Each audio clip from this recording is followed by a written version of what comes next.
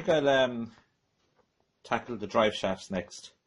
And when I say tackle, I'm like, it's not that the lengths of them are going to change or anything. It's to get a CV joint to fit.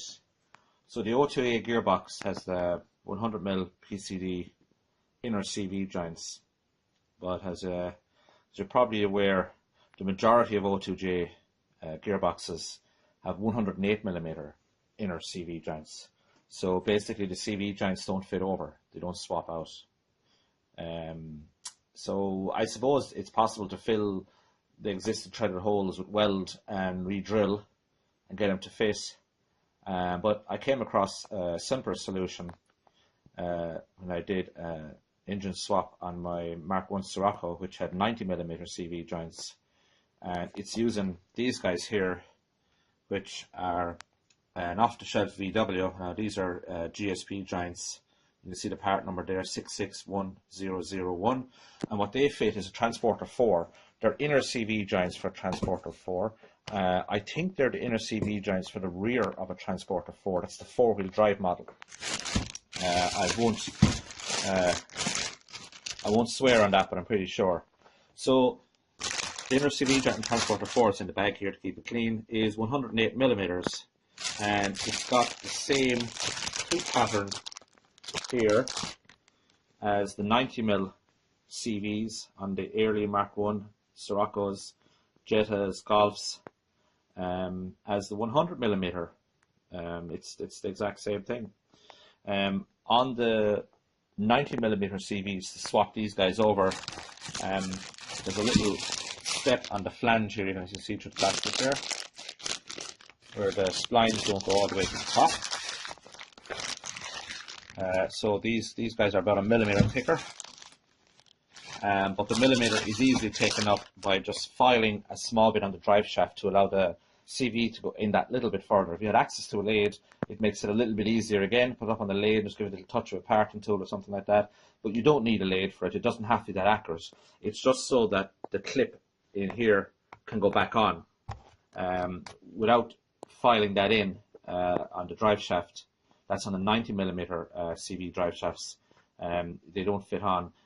Currently, I'm not 100% sure for the 100mm drive shafts, which came in the later Golfs and Siroccos as well. That would be the Mark II Scirocco, I believe, and like the 81s, the Golfs, where they changed, I think, from the small taillight to the larger taillight. Not 100% sure on that guy either, I suppose. I should check my facts out first, but I'm pretty sure these will fit, and I'm hoping that I won't need to touch the drive shafts at all. And the idea then is these bolt in. There is alternatives out there on the internet. You can buy the cups off a 100mm O2J box. Now I've seen those things sell on the likes of eBay for well in excess of £100 sterling. But these CV joints are brand new. These CV joints were €38 each off Mixed Garage. I ain't getting sponsored by him, by the way, but that's where I got them. Lots of places selling them on the net there, and it's a really easy way of getting the older drive shafts to fit the more modern gearbox. It's straightforward but simple. It's one of those weird, quirky Volkswagen things where a part of a completely different model fits a much earlier car. I mean, it's very similar if you look at the front mount for the engine here by the starter motor. I mean, the very fact that that came from like an early 80s car and it fits like a 2004 engine is kind of strange, but those kind of things seem to have transferred across, which is good stuff, I suppose, for people who want to mod stuff up. Anyway, I'm going to disassemble this guy, see if it fits without modifying the drive shaft. So I've removed 100mm CV. Another point to note, I suppose, is the bolts on the 100mm CVs are M8s. On 108s, they're M10. So the difference is kind of obvious enough, I suppose. Now, the kit, this particular kit, this GSP kit, this guy comes with the bolts, so you don't have to worry about that. So now I'm going to show you the little issue that is the same on the 90mm CV joints. So I can easily slip the joint out here, So all the splines all match up, everything's hunky-dory. Of course, the CV joint is meant to be fitted this way, with the gasket on this side. But if you try and fit it in that direction, there, I noticed that funny camera, you'll notice it goes way, way back, too far for when you're putting back on the little ring there, the circlip, to stop it popping off. That's that guy there. So it would have this kind of shaky over and back movement, which I don't think would do you any favors. This washer, which is kind of a spring-loaded cupped washer that comes with the joint for the 108s. If this joint is swapped around, ignore my funny video and I'm holding it in my hand, I'm trying to do it. Now you see the joint is the wrong way around, but we're far, far closer. Let's get the camera to focus here for the clip. So you can see you're cut for about half the thickness of the clip, and the clip is about 1 millimeter thick or thereabouts. So you need to gain 1 millimeter somehow. I have played around with putting on the washer and putting the washer different directions. I think to file the outside of this down to make it so that it fitted into the untuted section here, you'd be just left with absolutely no material at all, and this washer would just be some sort of thing that would just fall to bits and get bound up and cause problems, so we won't go there. So like on the Scirocco, you just fit it the wrong way around, and I don't think this is going to impair the joint in any problem at all, because they're both left or right. It does not like left-hand joints and right-hand joints so that the grooves are cut differently or something. This is just the way this is. So it just means that you end up with the gasket on the wrong side. I've had these fitted to my Scirocco now for a year odd. I haven't done a massive amount of driving or anything, but they don't leak the grease out of them. And for a bit of comfort, you can always just put in a little bit of like gasket sealer or something like that, just to help there. But I think you'd want to be running them pretty hot before the grease turns to oil and starts leaking out that badly. Although I suppose it does leak out through them, but typically it leaks out through worn boots. But of course with the kit you have a brand new boot, which you need for the bolt holes to match up. So what I'm going to do now is, on this section, the drive shaft, just here, I'm going to remove about 0.5 millimeter of metal all the way around. Like I say, a lathe would be handy. A lathe with a chuck big enough to accommodate the rear, fronts, the wheel side CV, or knock it off. Or a simple method is just literally to put an edge up against this guy here, clamp it in a vise, just get yourself a file and file it down. There is very, very little material here holding this back. It is very, very small amounts. You're talking like 0.5 millimeter or thereabouts all the way around the shaft here, and that groove is about it is the same diameter as the splines. So all you got to do is get it so that enough to get it on that little bit further, like so. As you can see the start of the clip here. Let's try and get it in focus better. You can see where it's meant to go. You can see it just won't get into the groove just there, just too little of it there. So file her up and she sit back in there. Perfect.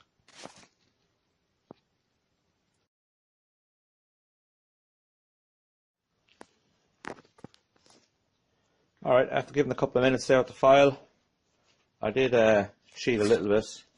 So I just got my angle grinder and very, very cautiously turned the shaft and rubbed the disc around just to get me started off. So you end up then with a little file here, like I have a square guy. Just file that guy out there a little bit. Like I say, it's only like 1 millimeter or thereabouts. And once that's done then, the CV joint will fit in. So now I have the CV joint just slipped in there. So there she is. And if I come around to the far side here, now you'll see the little groove for the circlip. The light isn't great for the phone here, but the little groove for the circlip there is just nice. Just turn the shaft around there in the vise just to get a better light of it. So now you can see what I mean by the circlip. It's in there all the way around, all nice and snug. And if you're careful, there is little or no movement whatsoever. So it's nice and snug in here at the back of the shaft. Keep it nice and steady. Like I said, a lathe makes the job a little bit easier, but it actually doesn't take that long at all. It takes a couple of minutes. Of course, I got to take this back off again, get my CV boot back on. But here we have 108mm CV joints, inner CVs of a transporter 4. If they're transporter 5 or not, I'm not sure. But this is a nice little saver there. Mk1 shafts to O2J gearboxes, and a few others that use the 108 pattern.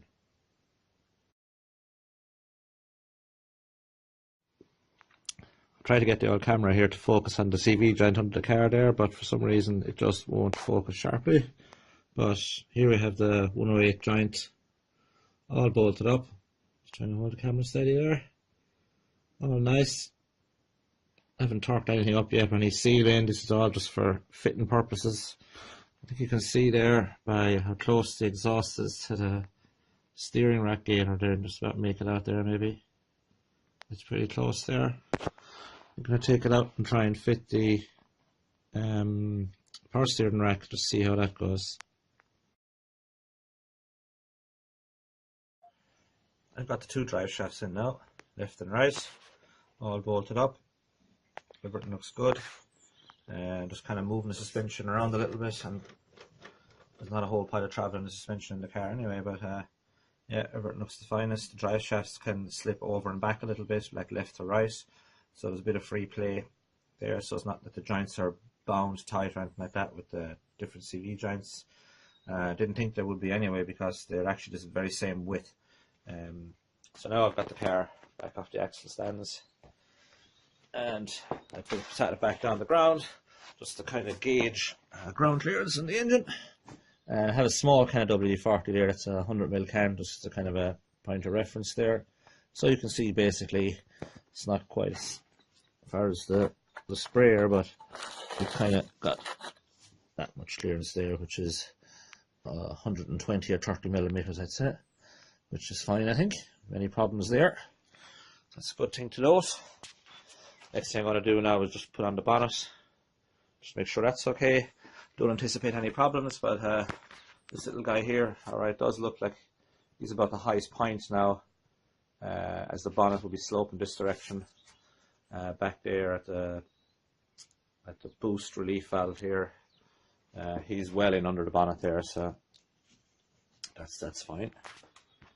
So I'm just going to drop the bonnet on just for a quick look, and I think I might start fabbing some of the exhaust pipe up and start looking into ordering up some pipes for to get the intercooler. I want to put the intercooler out the front here. There's ample room down there in front of the radiator. I'll just get something standard universal type one or something like that. Don't have any particular brand or anything in mind. The one thing I'm kind of a little bit curious on right now is running down the pipe work here going down the back of the engine, while it's nice and neat and plenty of room, is to get that to the front of the engine to get into the intercooler, and then back up here then into the end of the side of things. So I guess it's going to be a bit of a trial and error and see what fits, a bit of searching the net and all that. See how we get on. I just popped the bonnet on there. It's not bolted down or anything, just sitting in where it would be, just to check on some clearance there by the throttle body, and there is ample clearance in there. Let's see if I can get a little bit of a shot here now. See if we can focus in the camera a bit. Yeah, I was a little bit concerned about this little plastic fella here.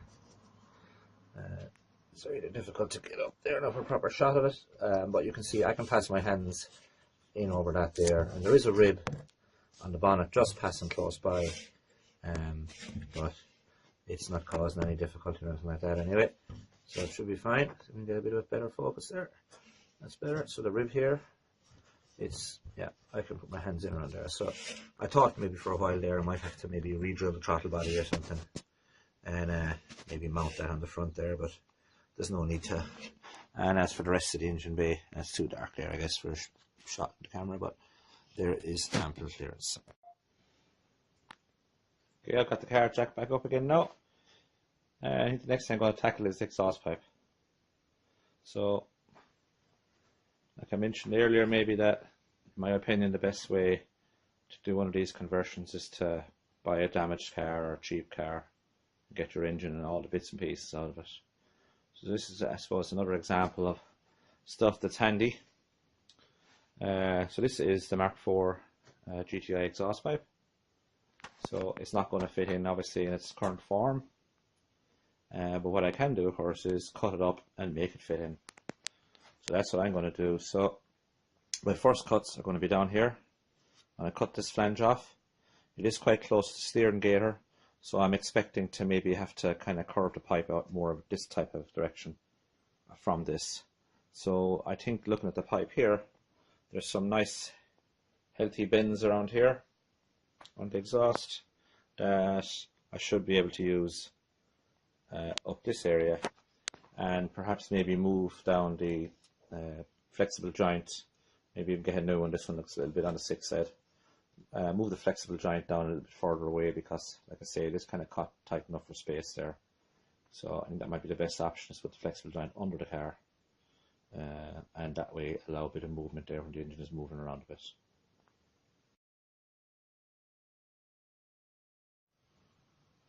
Well, I'm after doing what I said I'd do, and that's cut up the Mark IV GTI exhaust pipe. So I cut it off here at the flange. There's like a reducer here, and it brings it down, steps it down maybe 10 mil in diameter, thereabouts, and then the pipe waves about a little bit, kind of like this type of thing. It's just that this is the side here that where the reducer bend is. See it there in the shot there. You can see it's kind of got a reducing nick. So after I cut it off, as you can see here, I've cut the flange off the exhaust. Just cut that straight across again where the weld was, and that would have actually been welded onto this end here. So anyway, I offered this up then up into the engine side of the car, and like I thought earlier when I was showing there, it has to come off at a, I won't say a huge steep angle, but it has to come off at a fair old angle to give plenty of clearance for the CV boot steering rack. So what I did after that then was basically I put one little tack on one side of it. I kind of marked it up there. I think might be able to see some of the marks still. If I can focus in here. What I did was I put a couple of dots. The old phone isn't the best now at focusing up and stuff. Yeah, you can see the dots there. So I put a few dots there, and I had similar dots down here, which I've welded over since. And I used those dots as guides once I had this bit out from under the car. So what I did then was I found where I thought the center was for the reduced section here. And at the angle, remember at this point this is full. And I drilled a hole. So this is a part of this piece here. I drilled a hole in it, marked it up. You can see some of my marks there. And stuck a dot punch in it and stuck a hole saw straight through it. This is the trusty hole saw. So that is a diameter of, it wouldn't have to be too particular anyway. It says 65 mil.